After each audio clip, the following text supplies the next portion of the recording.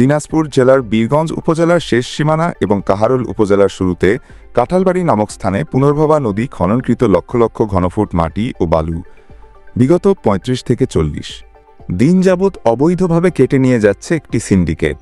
সরজমিনে ঘুরে জানা যায়, বলেয়াবাজার সেতু সংলগ্ন সুমাইয়া ট্রেডার্সের স্বত্বাধিকারী মোহাম্মদ ওমর ফারুকের প্রতিনিধি নয়ন রায়ের মাধ্যমে এক্সকেভেটর ভ্যাকু ব্যবহার করে ট্রাক্টরে বোঝাই করা হচ্ছে এবং প্রতিটি গাড়ির জন্য ৩০০ থেকে ৪০০ টাকা হারে ঘুষ আদায় করা হচ্ছে। প্রতিদিন ১৫০ থেকে ২০০ ট্রলি সরকারি মাটি ও বালু অবৈধভাবে বিক্রি ও আত্মসাতের ভয়াবহ চিত্র স্বীকার করেছেন সেখানে কর্মরত নয়নসহ ট্রাক্টর চালক ও সহকারীরা। পাচারকৃত সরকারি সম্পদের সিংহভাগ দলুয়া দেওয়ানবাড়ি এলাকায় নির্মাণাধীন কোল্ড স্টোরেজ ভরাটের কাজে ব্যবহার করা হচ্ছে। নির্মাণাধীন দেওয়ানবাড়ি কোল্ড স্টোরেজের স্বত্বাধিকারী জামাল হোসেন, কামাল হোসেন কিংবা অন্য কোনো অংশীদারকে পাওয়া যায়নি।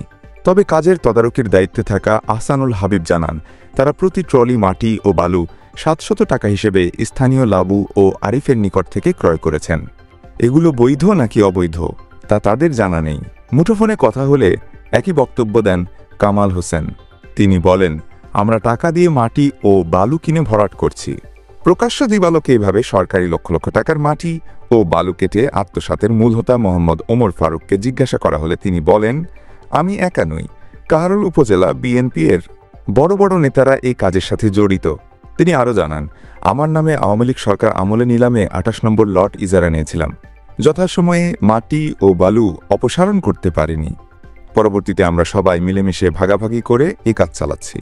উপজেলা নির্বাহী অফিসার কাহারোল বরাবর আবেদন করা আছে। এ বিষয়ে উপজেলা নির্বাহী অফিসার কাহারোল মিজ মুখলেদা বেগম মিম বলেন, আমি সদ্য যোগদান করেছি, বিষয়টি খতিয়ে দেখছি।